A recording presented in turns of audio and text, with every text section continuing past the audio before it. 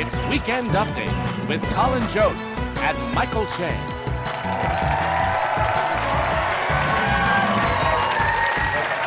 Thank you very much. Good evening. Welcome to Weekend Update. I'm Michael Che. I'm Colin Jost. Easy. Testimony in the impeachment hearing concluded in the House this week, and now the debate will shift to your house for Thanksgiving.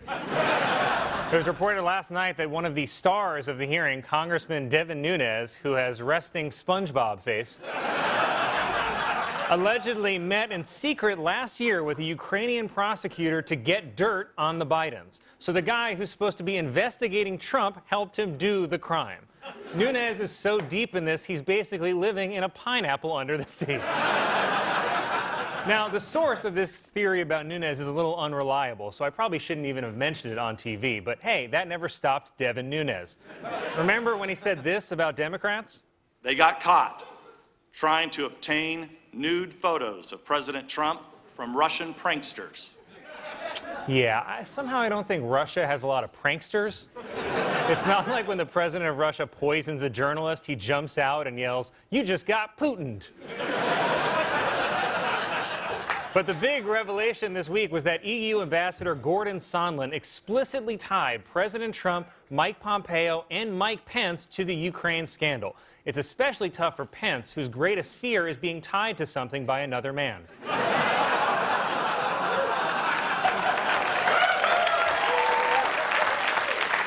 I just love how much fun Sondland was having. I mean, look at his face. He's in court for one of the biggest political scandals of all time, and he looks like he just took a Molly suppository. How is he so relaxed in court? Meanwhile, every time a cop asks me my name, I get so nervous I can barely say Kenan Thompson.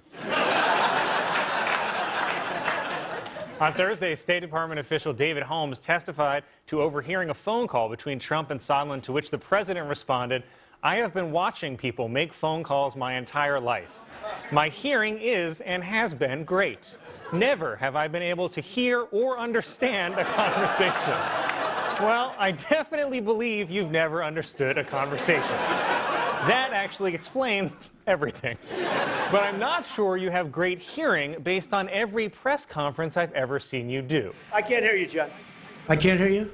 You're going to have to speak a little louder. Speak up. I can't hear your question. You're going to have to speak up. You have to speak up. I can't hear you. I said your hearing is great.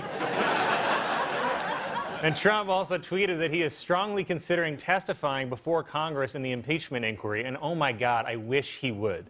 Can you imagine if both Trump and Giuliani testified on live TV? The ratings would be insane.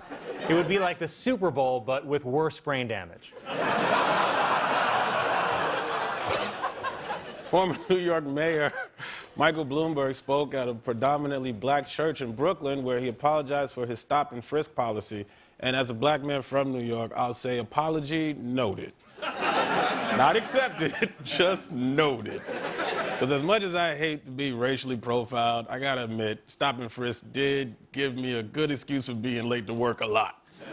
It also helped me find a lot of weed I thought I lost. I mean, true is true.